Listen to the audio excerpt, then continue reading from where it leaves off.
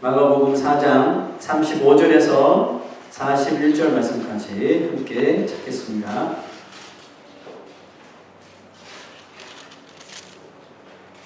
마가복음 4장 35절에서 41절 말씀입니다. 함께 봉독하겠습니다. 시작. 그날 저물 때에 제자들에게 이르시되 우리가 저편으로 건너가자 하시니 그들이 무리를 떠나 예수를 배에 계신 그대로 모시고 가매 다른 배들도 함께 하더니 큰 광풍이 일어나며 물결이 배에 부딪혀 들어와 배에 가득하게 되었더라. 예수께서는 고물에서 베개를 베고 주무시더니 제자들이 깨우며 이르되 선생님이여 우리가 죽게 된 것을 돌보지 아니하시나이까 하니 예수께서 깨어 바람을 꾸짖으시며 바다로 이르시되 잠잠하라 고요하라 하시니 바람이 그치고 아주 잔잔하여지더라. 이에 제자들에게 이르시되 어찌하여 이렇게 무서워하느냐 너희가 어찌 믿음이 없느냐 하시니 그들이 심히 두려워하여 서로 말하되 그가 누구이기에 바람과 바다도 순종하는가 하였더라. 아멘. 성경은 하나님의 말씀이 우리의 발에 등불이고 또 우리가 살아가는 그 길에 빛이 된다고 말씀하셨습니다. 그래서 우리가 흔히 이 말씀을 표현하기를 컴패스, 이 나침반과 같다 이렇게 말하죠. 그것은 하나님의 말씀이 가리키는 그 길은 언제나 정확하고 또 우리에게 분명한 아주 클리어한 그런 디렉션을 주시기 때문에 그렇죠. 예수님은 오늘 말씀처럼 우리의 삶에 언제나 우리가 가야 할 그 방향을 제시해 주신다고 믿습니다. 35절 36절 다시 한번 보면 그날 저물 때에 제자들에게 이르시되 우리가 저편으로 건너가자 하시니 그들이 무리를 떠나 예수를 배에 계신 그대로 모시고 가매 했죠.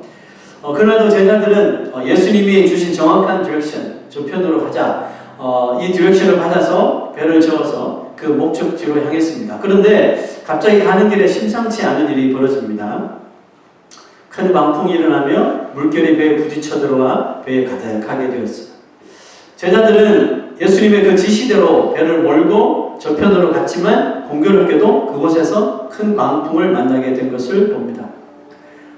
지금 그 배 안에는 4명의 어부가 있죠. 베드로, 안드레, 야고보, 요한. 평생을 어부로 살았던 4명의 어부가 타고 있었지만 보니까 그들도 감당할 수 없었던 아주 큰 바람과 또 파도였다는 것이죠.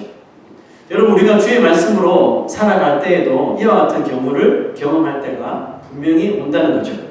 저편으로 가자라는 주님의 그 말씀대로 순종하여 저편으로 가는데 이상하게 삶은 오히려 꼬입니다.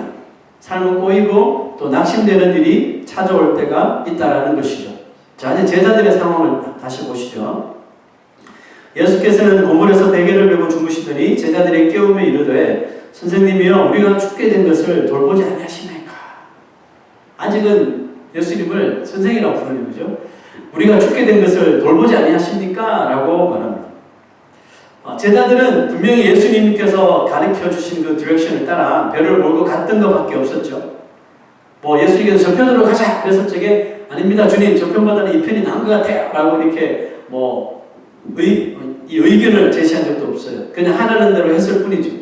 그런데 정작 상황은 어때요? 죽을 것 같은 심각한 환경을 맞이하게 되더라는 겁니다. 여러분 우리가 어떤 경우 우리는 열심히 정말 어떤 문제를 놓고 기도할 때가 있습니다. 하지만 참 예석하게도 우리가 그 기도하는 대로 바라는 대로 일이 풀려지지 않을 때가 종종 일어납니다.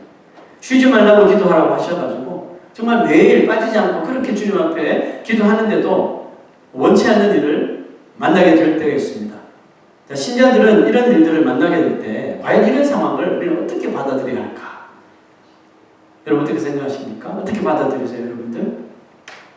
아유 기도 치고 왜 이렇게 하십니까? 아니면 기도해도 소용없네 왜 이렇게 하십니까? 더 기도해야지 그렇습니까? 예수님은 언제나 예수님께서 택하신 하나님의 그 백성들을 그들의 삶을 와치오버 하시죠. 우리의 삶을 바라보고 계실 뿐만 아니라 우리의 삶을 항상 점검하시는 하나님이십니다. 그리고 우리의 믿음을 주님께서 어떻게 해서든지 우리의 믿음을 이렇게 성장시키도록 훈련하신다는 것을 여러분 우리가 잊어서는 안 돼요. 지금 우리는 천국이라고 하는 가나안 땅으로 가기 위해서 지금 이 땅을, 광야 같은 이 땅을 이제 가고 있는 거예요. 그죠? 하나님께서 광야 생활 동안 이스라엘 백성들에게 뭐 시킨 거예요? 계속 훈련시킨 거잖아요. 그죠? 뭐 하라고? 하나님만 바라봐. 딴 거 바라보지 마. 물 없다고 원망하지 마. 먹을 거 없다고 원망하지 마. 씹을 거 없다고 잔소리하지 말고 하나님만 바라보라는 거죠. 그래, 그게 광야의 훈련이었어요. 가나안 땅에 들어갈 때까지. 우리 가나안이라고 하는 천국에 들어가는 우리가 이 광야 같은 세상을 살면서 하는 거는 여러분 계속 성장해야 돼요. 계속 훈련받고 이것을 위해서 주님은 계속 우리를 점검하시는 거예요.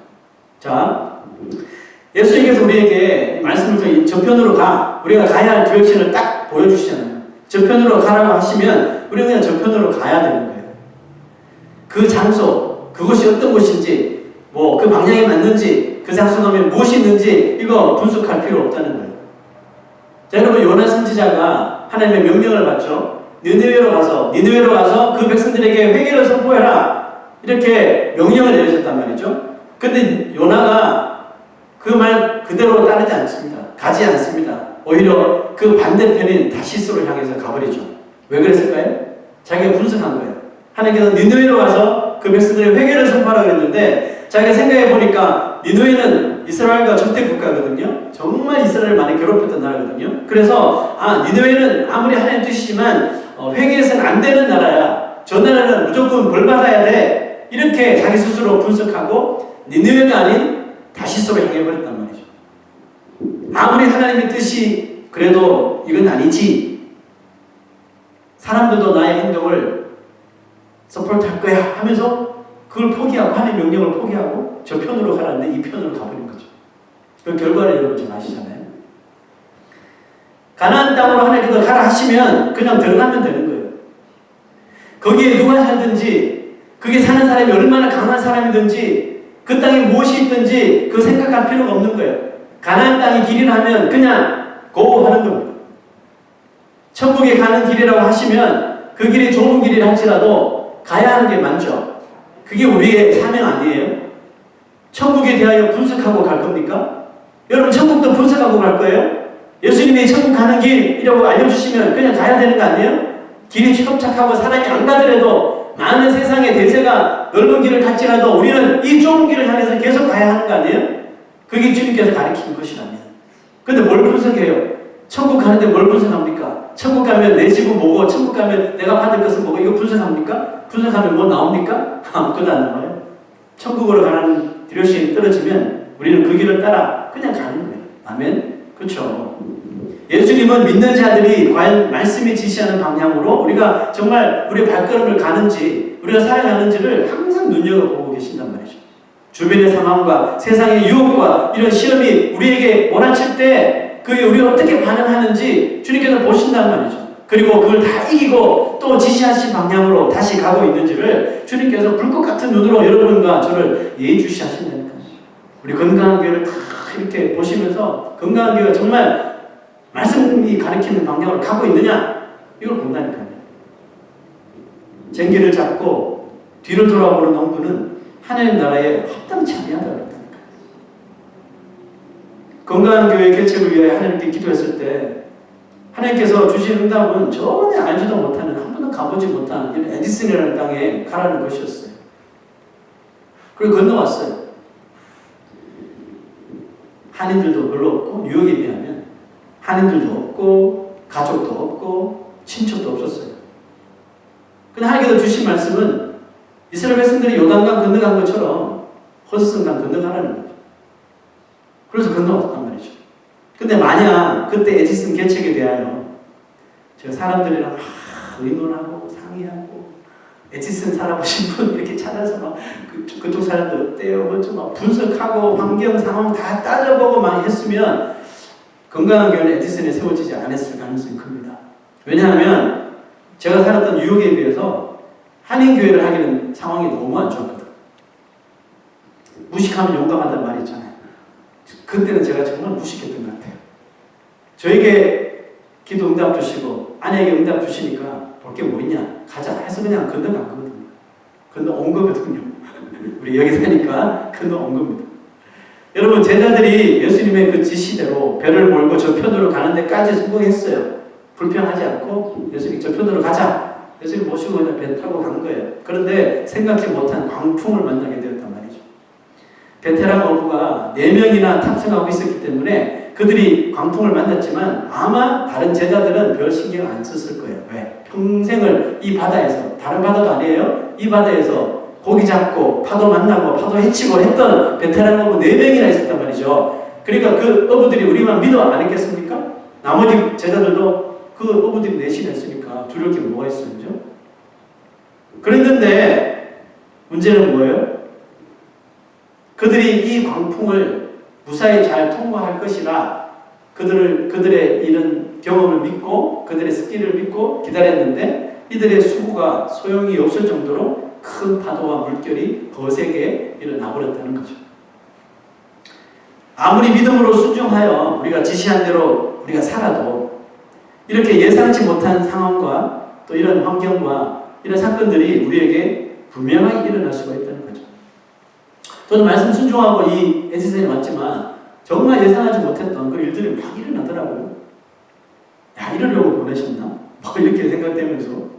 여러분, 우리는 저마다 이런 일이 발생할 때 어떻게 합니까? 어떻게 해서든지 이 일어난 파도, 이 바람을 잠재워 보려고 그 문제를 한번 스스로 해결해 보려고 안간힘을 쓰죠. 자기 혼자 안 되면 뭐 다른 사람 불러서라도 어떻게든지 안간힘을 써서 이 문제를 해결해 보려고 합니다.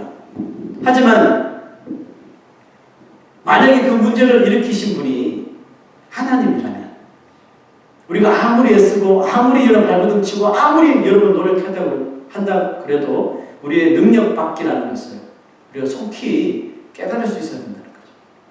그리고 대책을 강구해야 하는데 그런 상황에서 가장 올바른 대책이 뭘까요?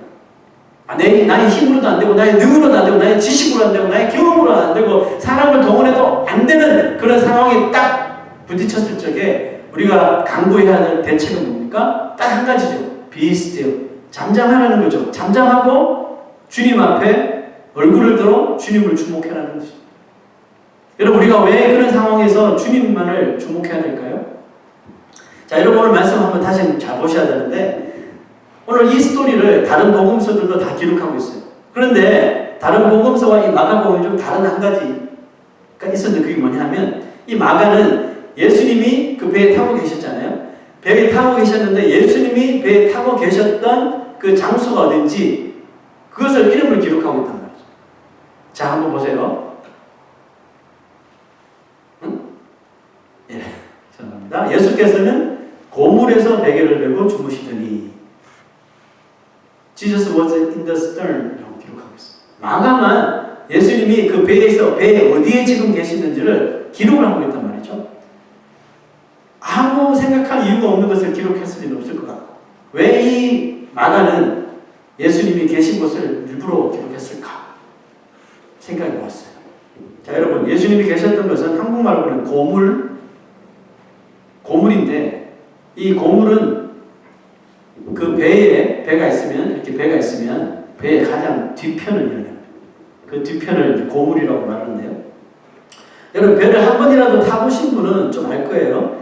뭐 낚시하러 갔거나 배를 타면 배가 좀 어느 정도 있는 파도를 만나게 되면 배가 이제 이렇게 울렁울렁 되겠죠. 자, 이럴 때 가장 이 파도에 큰 영향을 받는 곳이 어딜까요? 여러분, 바이킹이란 그 놀이기구 타보셨어요? 그거 타 이렇게 하는 거. 그거 보시면 어디가 제일 스릴 있고 무서워요? 맨 뒤에 아니면 맨 앞에죠. 배도 마찬가지입니다. 파도가 치면 제일 큰 영향을 받는 곳이 앞에 아니면 뒤거든요. 그 예수님이 어디 계셔요? 가장 뒤에 계신단 말이죠. 그렇다면 이 광풍 때문에 배가 심하게 요동을 칠 때 가장 큰 어려움을 겪게 되는 자리가 어디예요? 바로 예수님이 계셨던 곳이란 말이에요. 그런데 예수님은 그곳에서 뭐하고 계셔요? 노를 저어라! 뭐 이거 합니까? 아니에요. 베개를 메고, 참 표현이 재밌죠? 베개를 메고 주무시고 계셨단 말이죠. 그 상황을 마가는 정확하게 캐치해서 기록했단 말이죠. 여러분, 무슨 뜻이에요? 그 지금 막 배가 요동치는 상황에서 예수님은 베개를 메고 주무시는 모습을 기록했단 말이에요. 무슨 뜻일까요? 예수님이 거친 파도가 몰아치고 있는데도 뭐 하시고 계셔요? 편하게 주무시고 계시는 것을 좀 보라는 거죠. 제자들이 그 지금 정신없는 상황에서 좀 카운다운해서 당황하지 말고 예수님을 깨우러 갔는데 예수님이 코 골고 주무시고 계시면 좀 진지하게 예수님 왜 이 상황에서 주무시고 계시나 그것을 볼 수 있었다면 뭔가를 그들이 인사이트를 얻었을 수 있었어요. 그런데 제자들은 주무시는 예수님을 보고 더 불안해진 거예요. 예수님이라도 깨어있으면 모르는데 주무시고 계시니까 더 불안한 거예요. 그죠? 저러다 예수님도 물에 빠져서 자칫 잘못될 수도 있겠다 이런 생각까지 한 거예요. 그래서 예수님을 급하게 깨우신 거죠. 깨운 거예요. 자, 여러분, 이 제자들의 행동이, 제자들의 생각이 좀 이렇게 주제 넘은 생각 아니에요? 주제 넘은 생각 같다고 생각하잖아요. 전능하신 하나님이잖아요, 예수님은. 전능하신 하나님이 자신이 창조하신 바다에 빠져서 어려움을 당하실 이유가 있을까요? 근데 제자들은 거기까지 생각을 못 하는 거예요. 거기까지 생각을 하고 있었던 거기까지는 생각 못 하고 그 앞에까지만 생각할 거예요. 예수님도 자칫하면 물에 빠져서 큰일 날 수 있겠다. 깨우자. 이거잖아요. 그러니까 그 제자들이 아직까지 어린 거예요. 영적으로. 예수님을 향한 그들의 믿음이 아직은 깊지 못했다는 것을 우리가 찾아볼 수 있어요. 여러분, 큰 광풍 가운데 예수님 지금 주무시고 계시단 말이죠. 오늘 이게 포인트잖아요. 큰 광풍 가운데 배는 요동치는데 예수님은 제일 뒤편에 앉아서 가장 큰 영향을 받고 있는 그 자리에서 베개를 메고 주무시고 있단 말이죠. 그 예수님을 주무시는 예수님을 바라보는 두 가지의 시각이 있습니다. 하나는 뭘까요? 하나는 오늘 이 제자들처럼 자신들만 바라보는 거예요. 자신만 생각하는 거예요. 자신들은 지금 다 죽게 되었는데 예수님은 왜 잠만 자고 계셔요? 이거죠. 오늘 선생님이요. 우리가 다 죽게 된 것을 왜 돌보지 않으십니까? Teacher, don't you care? Don't you care? Don't you care us? 누구만 봐요? 자기 자신, 자기 형편만 지금 보는 거예요.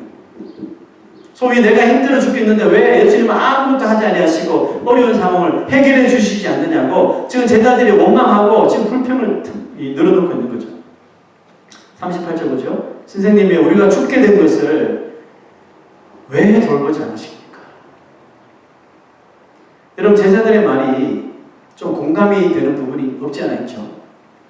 우리도 그랬으니까.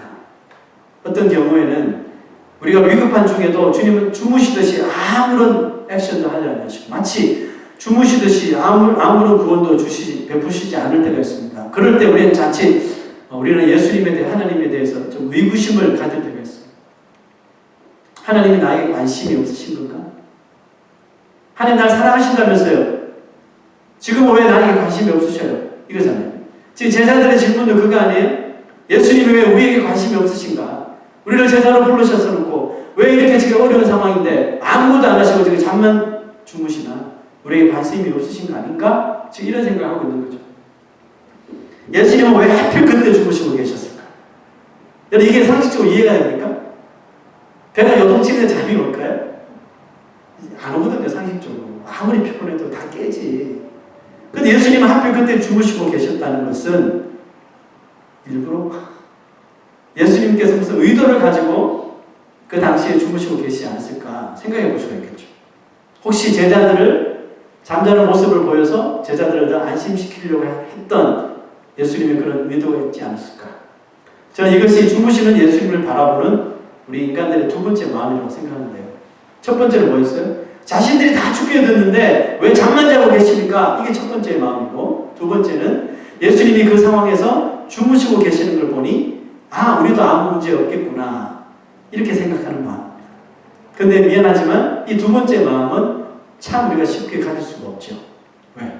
흥분하고 지금 막 뭔 일이 터졌으니까 그거 지금 어떻게 수습하느라 바쁘지 아무것도 응답도 안 해주시고 액션도 취하지 않으시는 주님 보면서 하나님께서 기도 응답 안 하시는 거 보니까 우리 괜찮은가 보다 이렇게 여러분 결론을 맺는 사람들은 참 없죠. 제자들도 그랬어요. 12명의 제자들 가운데 그 한 사람도 어떤 한 명도 그렇게 생각하는 사람이 없었다는 거예요. 잠깐 이 파도 치는데 예수님 그냥 주무시네? 괜찮겠지. 그러면 우리도 카운트다운 하자 이렇게 본 사람이 아무도 없었다는 거예요. 왜요? 아직까지 그 믿음의 깊이가 깊지 못했기 때문에 그렇죠. 그렇게 배가 흔들리는데도 배 뒤편에서 아주 태연하게 주무시고 계셨다는 것은 아무리 생각해도 예수님께서 이 제자들에게 무언가를 티칭하시려고 하는 예수님의 계획이 있으셨다는 생각이 들었어요.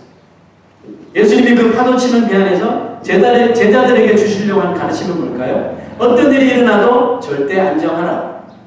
노매로 하여튼 어떤 심각한 일이 일어나더라도 너희가 주님과 함께 있다는 것을 믿어야 한다는 것입니다. 그 믿음은 우리를 결국은 절대 안정으로 이끌어가 줄 것이라는 거죠. 어제 우리가 토요일날 새벽에 시편 20시편을 봤죠. 그 다윗의 믿음을 봤잖아요. 자, 시편 20시편 3절에 다윗이 이렇게 고백했어요. 군대가 나를 대적하여 진칠지라도 우리가 아닙니다. 군대가 우리를 아니에요. 군대가 나를, 나 한 사람 지금 대적하려고 일어난 거예요. 군대가 나를 대적하여 진칠지라도 내 마음이 두렵지 아니하며 전쟁이 일어나 나를 치려 할지라도 뭐예요? Even then I will be confident. 나는 여전히 태어나리로다. 여러분 이 confident란 말이, 이 태어나겠다는 이 말이 과연 이 상황에서 나올 수 있는 단어입니까? 우리가 태어나겠다, confident란, 편안하겠다는 이 말은 아무 문제 없이 파도가 오는 정말 강한 그런 상황에서 편안하다, confidence 말을 하지. 지금 막 전쟁이 일어나고 막 정신없는 상황에서 I'm confident. 이 뺨 맞는 소리죠, 그죠? 아니라는 거예요. 근데 왜 다윗은 이런 상황에서 I will be confident라는 말을 사용을 했느냐는 거죠. 자, 여러분, 이뿐만 아닙니다. 우리가 잘 아시는 23절 여호와는 나의 목자시니 그 구절, 그 챕터에서 이렇게 다윗이 이야기합니다. 주께서 내 원수의 목전에서 내게 상을 차려주시고 기름을 내 머리에 부으셨으니 내 잔이 넘치나이다. 여러분, 이 원수의 목전에 있는데 여러분 지금 이 표현들이 어울려요? 지금 밥 먹을 정신이 어디 있어요? 예? 기름 붓고 지금 뭐 이렇게 꾸미고 할 정신이 어디 있어요? 지금 피 터지게 싸워야 되는데. 근데 다윗은 지금 이런 표현을 하고 있다니까요. 왜 이렇게 표현하는 겁니까?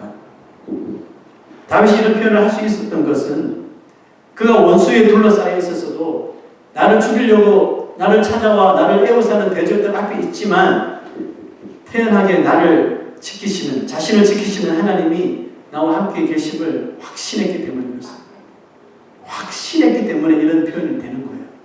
하나님은 그가 이렇게 기대하지 못한 어려움에 직면했으나 전혀 개의치 않고 하나님을 의지한 다윗에게 상을 차려주시고, 야, 밥은 먹고 싸워야지 하면서 상 차려주시고, 기름을 머리에 붓는다는 것은 이 구약시대의 두 가지 의미예요. 하나는 하나님의 종을, 왕을, 또 선지자를 세울 때 기름 붓고, 두 번째는 이런 결혼식이나 이런 피스트에서 아주 저 뭡니까? 향료를 가져와서 예수님 발에 부었던 것처럼요. 비싼 이 기름을 아주 붓는 것은 그 사람이 이 파티에, 이 연회장에 가장 귀한 사람이라는 것을 이렇게 표현하기 위해서 기름을 머리에 이렇게 부어주는 거예요. 자, 그러면 지금 하나님께서 다윗에게 상처를 주시고 기름을 머리에 부으셨다는 거예요. 지금 이 열악한 상황이지만 나는 너를 이 연회장에 초대받은 가장 VIP처럼 너를 대우해 주겠다. 이런 표현 안 해요. 하나님께서 내가 지금 이런 상황에서도 태연하게 하나님 나와 계시는데 뭐 이러면서 딱 있으니까 하나님께서 이렇게 우리를 다윗을 대접해 주시더라는 거죠. 여러분, 제자들 때문에 잠에서 예수님이 깨어나셨어요. 예수님이 일어나시자마자 무슨 일을 하셨나요? 예수께서 깨어 바람을 꾸짖으시며 바다들을 이르시되 잠잠하라 고요하라 하시니 바람이 그치고 아주 잔잔해지더라. 여기서 만약에 이 말씀이 끝이 나면 제자들의 행동은 너무 잘한 거예요. 맞죠? 좀 더 빨리 예수님을 깨울 걸. 왜? 예수님을 깨우니까 문제 해결돼 버렸잖아요. 그런데 여기서 성경이 끝나지 않아요. 그 다음 구절 보시면 이에 제자들에게 이르시되 어찌하여 이렇게 무서워하느냐? 너희가 어찌 이렇게 믿음이 없느냐? 가슴을 콕콕 찌르신 거예요. 자, 그러면 이 스토리 한번 잘 연결해 보면 역시 하나님 예수님이 이 저편으로 건너가자 하고 제자들 노젓게 만들고 바람이 일어나고 파도가 치고 다 이게 계획이 있었던 것이라는 것을 알 수 있어요. 예수님의 말씀은 뭐예요? 믿음이 없는 사람은 전능자이신 하나님이 그들과 함께 있어도 무서워한다는 뜻이에요. 왜요? 믿음이 없으니까. 반대로 믿음이 있는 사람은 정말 자기의 어떤 능력으로 감당하지 못할 일이 일어났음에도 불구하고 다윗처럼 두려워하지 않아요. 태연하게 confident. 왜? Because God is with me. 이게 믿음 있는 사람의 모습이에요. 두려워하지도 않고 쫄지도 않고 놀라지도 않게 된다는 것을 지금 예수님께서 가르쳐 주시는 것입니다. 저는 왠지 바람을 꾸짖는 이 예수님의 말씀이 제자들의 그 약한 믿음을 꾸짖는 것으로 들렸어요. 뭐라고 꾸짖으셨죠? 잠잠하라 고요하라. 바람과 파도를 보고 잠잠하라 고요하라 이렇게 했잖아요. 근데 이게 마치 제자들에게 꾸짖는 것 같아요. 제발 좀 calm down 해. 내가 너희와 함께 있잖아. 이것처럼 됩니까? 잠잠하라. 흥분하지 말고 고요해. 바람을 보지 말고 파도를 보지 말고 나를 보면 안 되겠니? 다음부터는 그런 거 보지 말고 나를 먼저 봐. 어떻게 이해되십니까? 제가 금요일 예배, 토요일 예배 계속해서 불렀던 찬송이 하나 있었어요. 제가 이 말씀을 준비하면서 예전부터 조금 마음에 많이 와닿았던 찬양인데 이 말씀을 준비하면서 와, 이것은 정말 오늘을 위한 찬양이다. 이런 생각이 들었어요. 자, 내 안에 한계를 넘어오라는 그런 찬송인데요. 주께서 주신 모든 시간 헛된 것 없네. 여러분, 이 첫 구절이 나의 믿음이라면 여러분들의 믿음은 정말 좋은 믿음이에요. 주께서 주신 모든 시간 헛된 것 없네. 그 어느 것도 주의 뜻 알기 어려워도 이유 있음을 나는 알기 원해. 우리가 막 벌어지는 이런 상황 속에서 정말 주님 왜 이런 일이 벌어지게 하셨을까? 하나님의 뜻을 알고 싶은데 모를 때가 많잖아요. 그런데도 불구하고 분명히 어떤 이유가 있을 거예요. 하나님의 이유가 있겠지. 그 이유를 알기 원하는 마음. 나의 모든 걸음이 주님 안에 있기에 나의 삶이 나의 이야기가 아니라 하나님의 이야기가 되는 거죠. 내 안에 한계를 넘어 일하시는 주. 크신 주의 은혜 내 삶을 이끄시네. 인생의 처음과 끝을 주관하시니 모든 삶 주님께 맡기네. 왠지 이게 다윗의 찬양처럼 느껴졌어요. 나의 모든 걸음이 주님 안에 있기에. 우리는 잘 몰라요. 그 걸음이 어떤 걸음인지. 그죠? 그렇지? 우리가 바라고 원하는 것은 이 걸음이 풍파 없고 풍랑 없고 파도 없고 잔잔하게 편안하게 행복하게 그죠? 안전하게 가고 싶은 그런 마음밖에 없잖아요. 그런데 예상치 못하면 바람이 일어나면 파도가 치고. 그런데 그런 상황에서도 분명한 어떤 이유가 있겠지라고 계속해서 자기 옷을 동여매고 그 길로 계속 갈 수 있는 것. 왜? 우리가 가는 이 걸음도 다 주님 안에 있기 때문에 내 안에 한계를 넘어서 주님께서 일하실 것을 믿어. 크신 주의 은혜 내 삶을 이끌어 주실 것을 믿어. 인생의 처음과 끝을 내가 하는 것이 아니라 하나님이 다스리시고 컨트롤하시고 주관하신다는 것을 믿어. 그렇기 때문에 나는 다윗처럼 모든 삶 주님께 맡길 거야. 이 고백이죠. 예수님은 제자들이 깜짝 놀라 급히 자신을 깨우자 곧바로 거센 바람을 꾸짖어 잠잠케 하셨죠. 자, 여러분, 그것은 지금 제자들에게 그들은 자신들의 한계에 지금 부딪혔지만 배 타는 어부가 4명이나 있었지만 안 되었잖아요. 한계에 부딪힌 거예요. 그죠? 저 사람들만 믿었는데 그 헤쳐나가지 못하니까 다 실망한 거 아니에요. 어부들도 실망하고 나머지 제자도 실망하고 다 한계에 부딪혔지만 예수님과 함께 있을 때 주님은 그들의 한계를 뛰어넘어 그들을 지키시고 보호하심을 지금 가르쳐 주고 계시는 거예요. 너희들 같이 앞으로는 그렇게 하지 마 라고 지금 가르쳐 주시는 거예요. 여러분, 다윗이 그 큰 장수 골리앗을 이길 수 있는 확률은 0%였잖아요. 0%였어요. 그게 다윗의 한계였거든요. 그런데 그 다윗의 한계를 모든 이스라엘 백성들은 다 봤어요. 다윗 너 뭐 하는 짓이냐? 너 개죽음 당해. 당장 나와. 다윗의 형도 그랬잖아요. 엘리압도 너 전쟁 구경하러 온 거지. 내가 너 모를 줄 알고 당장 집에 가. 이렇게 했단 말이에요. 그 다윗의 한계를 사람들이 한계만 보니까 인간의 한계만 보니까 다윗이 지금 무슨 짓을 하는 거야? 이렇게 본 거예요. 그 실제로 다윗의 한계는 거기까지. 어떻게 그 소년이 장수 골리앗을 상대합니까? 모든 사람들이 다윗의 한계만 봤어요. 그런데 그가 전쟁은 여호와께 속했으니 내가 하는 게 아니야. 전쟁은 여호와께 속했으니 지금 이 골리앗과의 전쟁도 내가 하는 게 아니야. 여호와께 속했으니 이 믿음을 딱 보이니까 하나님은 다윗이 가진 그 육체의 한계를 뛰어넘어서 그 골리앗을 단번에 쓰러뜨려 버리셨습니다. 할렐루야. 쓰러뜨린 것뿐만이 아니잖아요. 큰 칼을 들고 골리앗의 적장의 목을 베어버린 것입니다. 다윗이 한계를 뛰어넘은 거예요? 하나님께서 뛰어넘게 하신 거죠. 하나님의 크신 능력으로 모든 사람들이 인간의 한계만 바라볼 때 다윗은 자기 한계를 뛰어넘어 하나님을 바라보았을 적에 하나님께서 그 상황을 정말 간단하게 해결해 주시더라는 것이죠. 다윗이 만약에 사람들이 흉보고 깔보고 조롱할 때 그렇지 내가 이 정도밖에 안 되는 인생인데 하고 만약에 퇴장해버렸다면 이스라엘은 골리앗을 절대로 이기지 못했습니다. 그 다윗이 사람들이 그렇게 함께 이야기하고 막 할 때 그러거나 말거나 이미 다윗은 경험이 있는 거예요. 자기 양들을 돌볼 때 사자와 곰을 맞닥뜨렸을 적에 자기 한계로서는 절대로 사자와 곰과 싸울 수 없는 한계인데 주님이 나와 함께 하시고 돌 던지고 사자 막 입 벌리고 양 꺼내오고 이런 경험이 있었단 말이에요. 그러니까 그 상황에서도 아주 카운다운 한 거예요. 다윗이 카운다운하고 골리앗 노래 보면서 그죠? 여러분 우리에게 예수님을 온전히 믿는 믿음이 있다면 우리의 삶 속에서도 주님은 우리의 한계를 넘어 분명히 일하여 주실 줄로 믿습니다.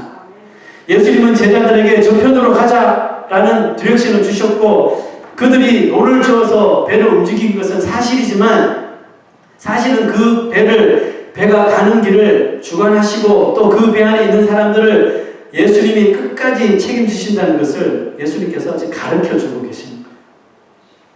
우리가 어떤 전문 분야가 있어도 우리가 한계에 부딪힐 때가 있잖아요.